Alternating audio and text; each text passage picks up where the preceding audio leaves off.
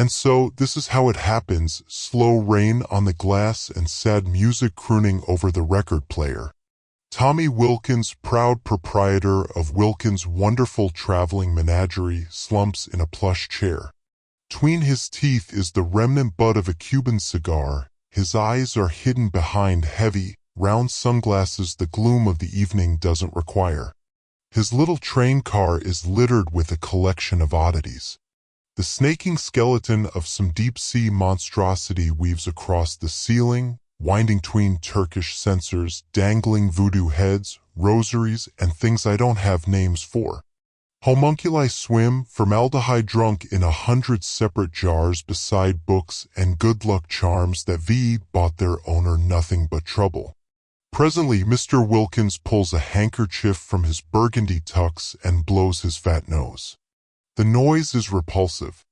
I, clearing my throat, lean forward in my seat. That all you've got, Mr. Wilkins? All. Aha! The short, balding man starts weeping again. I wait for him to calm. This a baboon? Clarence de Pomade, right?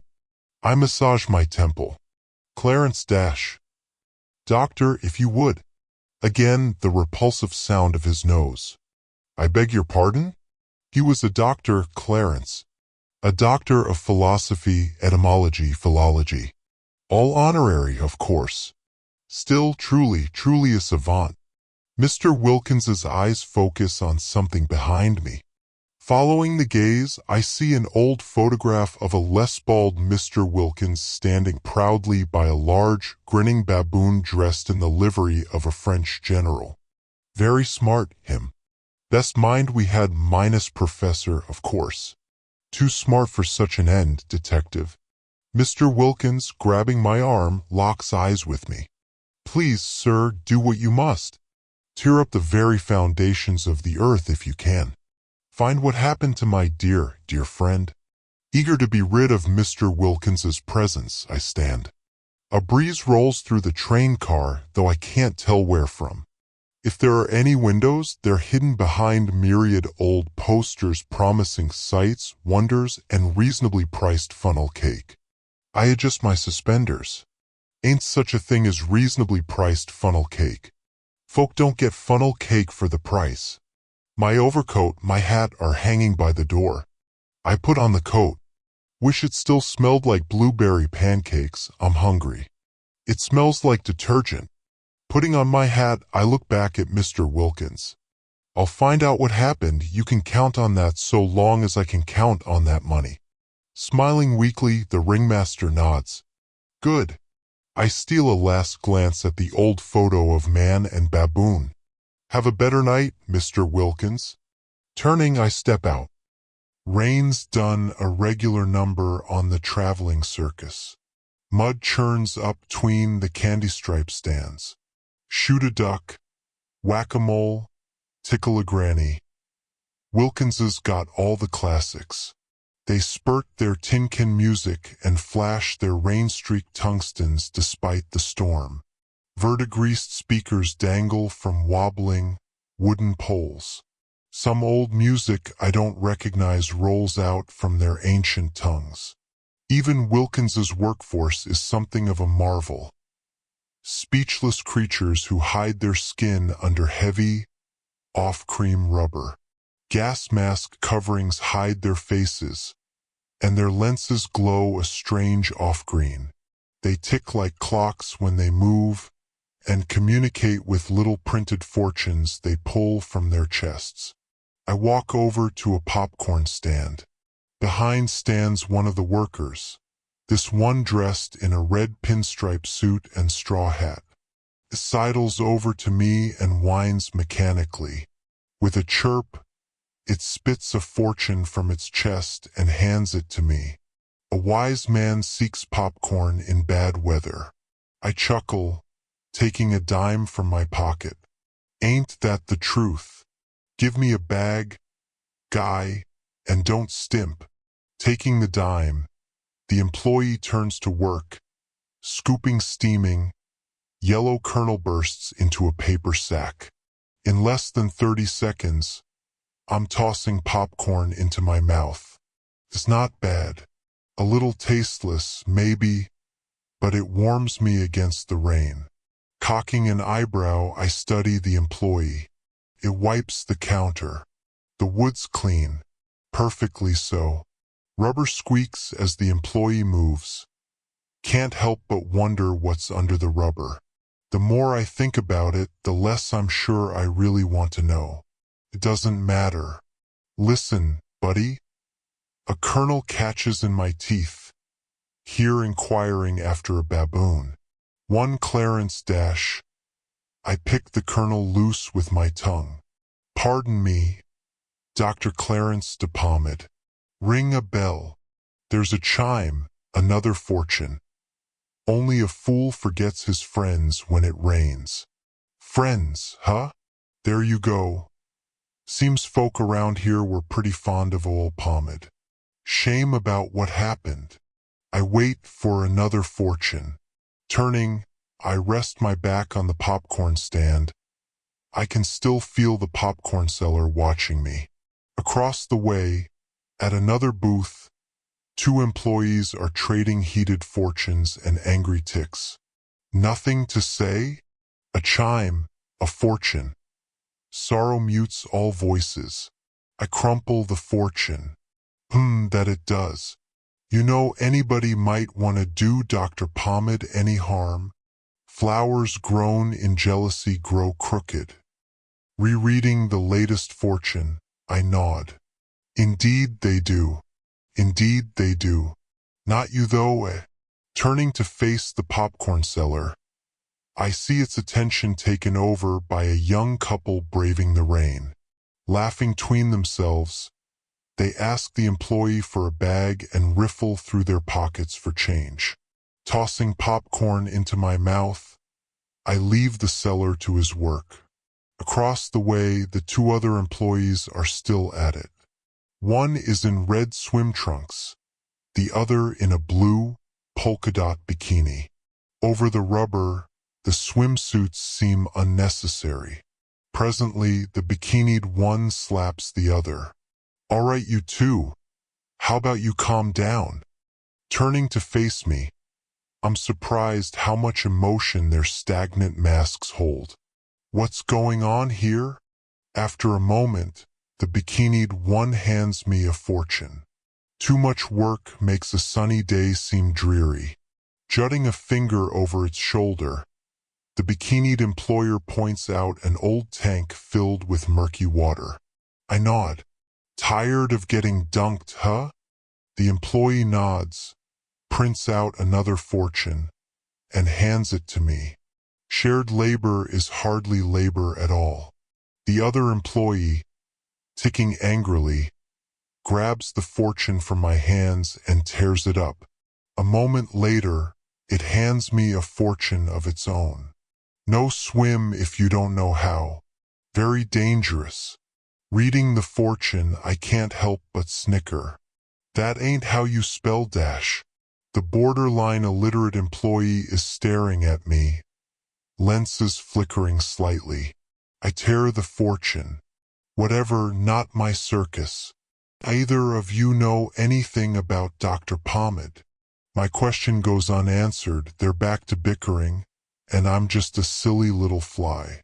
Shrugging, I take my popcorn and continue through the rain. I leave the tent for the marvelous many-shoed Millie Million with a black eye and a bruised shin. Can't really be upset with her. Can't imagine it's easy to keep track of that many feet at once. My notepad is full of scribbles mostly. I tuck it into my coat before the rain can damage it. Its late lights are blooming. The rain gleams gold.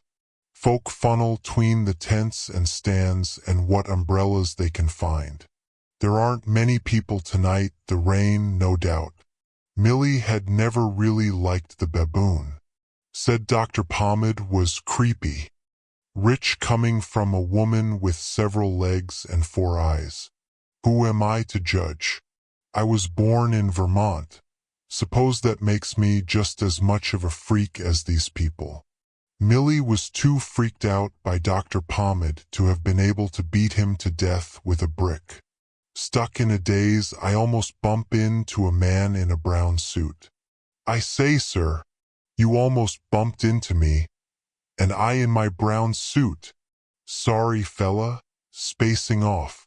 The man folds his arms. I can tell. Here I am, just walking about in my brown suit, trying to enjoy the carnival, and you almost bump into me. Said I was sorry, and you better be. Can you imagine what would have happened to my brown suit if you'd bumped into me? Good heaves, man. You have some nerve almost bumping into me like that. Can you not see my brown suit? I say, good day to you, sir. The man bustles off in a huff to ogle a trio of ballet-dancing women with fish heads and very little clothing. Grumbling, I pull out my notebook and put the jerk at the top of my suspect list. The sign is decorated with Art Nouveau swirls of chipping gold. The weather has not done wonders for the paint. Beautiful Brenda half-and-half, barista and brainiac from Boston. Brenda's next on the list, then Professor Nexus. After that, I'll have interviewed every major attraction, including the Ferris wheel. Still, I feel no closer to the truth. Night's in full swing. Folk are scant, most of them are weirdos come to drunkenly bark at scatterbrain employees and catch the after-hours prancing pixie bordello show. I'd attend the show, but I really can't stand the Swiss. I step into the warm gloom of the tent. Inside, everything is done up in the pursuit of comfort. Pillows cover the floor, low couches line the wall. Little halogen lamps dangle from the support beams. A blue-petaled cherry blossom is painted on a 4-paneled dressing screen. A harsh, East Coast voice steeped in coffee hops over the screen. It's past 9. Beat it. Clearing my throat, I remove my hat. Sorry to bother you, Miss Brenda. Then don't. Please, ma'am. I'm a detective, just want to ask you some questions about Dr. Palmad's death. Her voice softens like flowers in the sun. Oh? Forgive me, detective. I'll be right out. Make yourself at home. Turning, I sit on the nearest couch. A moment later, I see a leg peek from behind the shade. It's smooth. Dim shadows play in its curves. A red velvet nightgown dances along its calf. My gut tightens, my collar feels itchy. Fiddling with my jacket, I pull out my notepad. A single, clean foot plays in the air, followed by another and its leg. I wonder what the rest of Brenda looks like, and my tongue feels dry. The legs step out in full. Just the legs? Above the navel, no body exists, only brassy electrodes and blinking machinery like radio towers. Striding across the room, nightgown dragging behind, the legs find slippers and elegantly step into them. It takes me a moment to notice the voice to my right. Shaking my head, I tear my eyes from the legs and spy the rest of Brenda stepping from the opposite end of the dressing shade. The remainder of the nightgown covers her, a garment richer, doubtlessly, than the rest of the circus. Just under her ribs is a ticking amalgam of clockwork and plating, ending in 4 spider-like, mechanical appendages. She smiles. She's pretty. Sadly, watching the legs wind an old gramophone, I'm a bit too shaken to care about looks anymore. You had some questions for me, mister. Detective. I try to ignore the legs as they wind up an old gramophone. Stand music starts playing. It's like warbling orchestral dream tunes played through submarine walls. Detective. Oh, very lovely name. Brenda sips from a cup of coffee on a bookshelf. German? Quebecois, actually. You take coffee, Mr. Detective. No, I usually pay. She smiles. Please, it's on the house. She gestures to my right. There's a little dollhouse sitting on an end table. Taking the warm cup of coffee off the dollhouse roof, I sip. It's good, unmistakably Bostonian. Brenda, moving closer, smiles and swirls her own cup. My Motha always said tea was best on rainy nights. A frown passes her eyes. She got run over by a bus last year. I can't really tell how to properly change the subject. Sipping from the coffee, I wince. Too loud. Sipping too loud. I force a smile. Tea, how about that? Thought you people hated the stuff. Let's not bring religion into this, Mr. Detective. I don't respond. Brenda, setting aside her coffee, fold her arms. Her legs walk over and begin tapping a toe. You had some questions, I believe. Yes, clearing my throat, I placed the coffee back on the dollhouse, of course. How well did you know Dr. Pommet? Very, we spent some time in college together. I was studying psychology, he was a baboon. On Saturdays I would take a walk to a little pond and feed geese. I can't really say what Clarence did on Saturdays. I see, and you both ended up in the same carnival? Of course. Where else is a bright-eyed girl from Boston supposed to go? Down to the harbor to catch lobsters with all the rest of her family? Not me, I had ambition. Went straight north to Saskatchewan to work in the United States Space Defense Division Canadian branch. There I studied lasers and rockets and how to blow men up with my mind. I'm unsure where Bernita's story is going, but I need a lead. It was there where I was split in half, an unfortunate accident with a laser and a bad fuse, you see. After that it was barista work mostly. What highly confidential government agency would want a freak like me? After a while, found my way here. Mr. Wilkins took me right in, made me part of his little family. Taking a moment to pick anything useful from Brenda's story, I nod. I see. Listen, Miss Brenda, there anyone you can think of would want to do harm to Dr. Pommet? She nods. She is silent. I wait.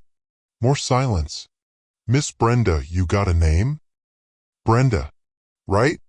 You got a name of someone want to do Dr. Pommet harm. A scowl scratches its ugly way across her brow. Only one man could do something so foul dash. Professor Dingo Nexus. The sign is punctuated with buzzing, green neons.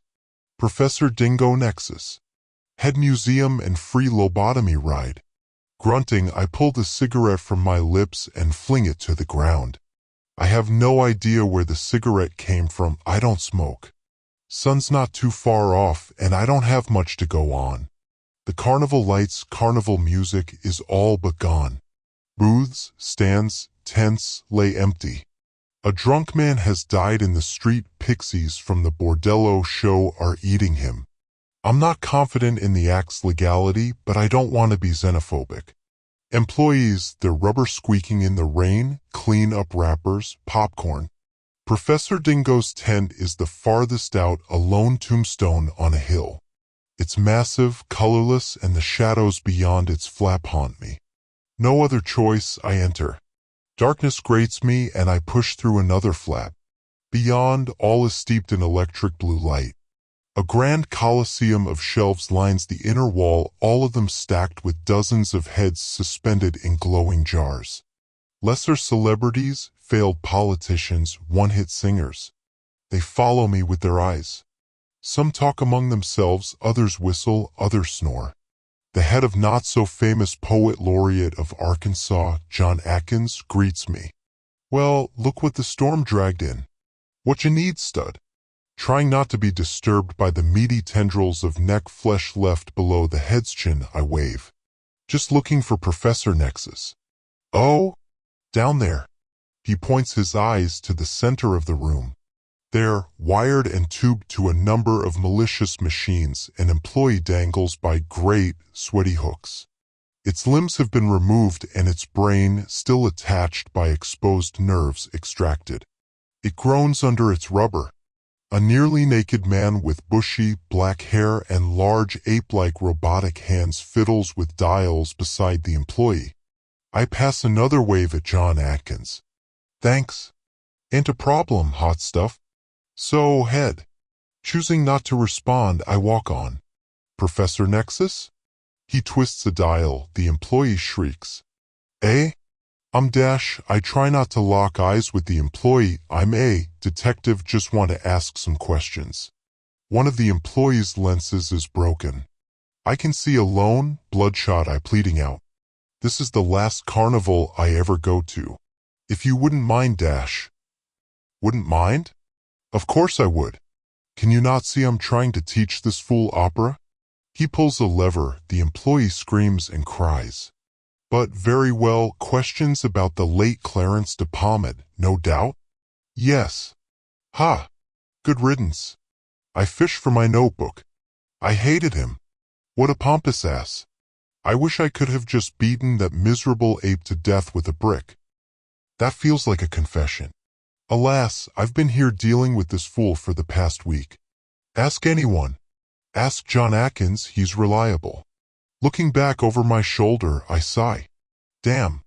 Dawn comes slow like a dribble of milkshake passing through slacks, then underwear, and dropping cold at last onto the balls of fate. I shiver and throw another cigarette from my lips. This time I know where it's from. Since confirming Professor Nexus's story, I've taken up smoking. Bath salts too, but I think I'll kick that habit. It's been a hell of a night, and I can feel it behind my knees. I ain't got the slightest clue who killed the prized baboon. Now, staring at his untouched corpse laying at the rear end of the Wilkins' wonderful traveling menagerie, I feel sad. Would have liked to have met the doc, maybe, after all I've seen tonight, he'd have been normal. Sniffing some of that sweet, sweet blue silk and chasing the Blossom Fairy into a smooth salt-induced bliss, I look left and see an old man picking up litter. He's wearing overalls and missing most of his teeth. Shaking myself from the lunar wave, I approach. Excuse me, sir? He flinches at the sight of me. Who can blame him? I haven't slept all night, haven't shaved, and have grown cripplingly dependent on monkey dust in the past hour. Mean no harm, sir, just wanted to know if you work here. Calming down, the man nods. Yup. Work here long. Longer than most, been working Wilkins for decades. From back when they hired regular folk. Now we got all these weirdos from Nebraska working all the stands. Ignoring the comment about the USA's 31st most romantic state, I point over to Dr. Pomade's abandoned corpse. Know anything about that? Sure. Watched it happen. My heart flutters. My addiction to Hurricane Charlie vanishes and I shit myself from excitement. Or sleep deprivation. It's hard to tell. Not very professional either way, and I try to hide it. I study the old man, there's no lie on his face. What happened? He shrugs. Moron tossed a brick in the air and that sucker came right back down and popped open his skull. What? I feel like I'm going to be sick. Why? Why what? He was a baboon. The old man shrugs. You know how baboons are. Admittedly, I do not. I feel a tug in my pants. This time it's not my bowels, this time it's the tug of knowing I won't get paid if it was just an accident. Something dawns on me, a solution, just possibly, to everyone's issues. 3 days later, I'm richer, Mr. Wilkins has his closure, and the man in the brown suit has been sentenced to death via the electric chair.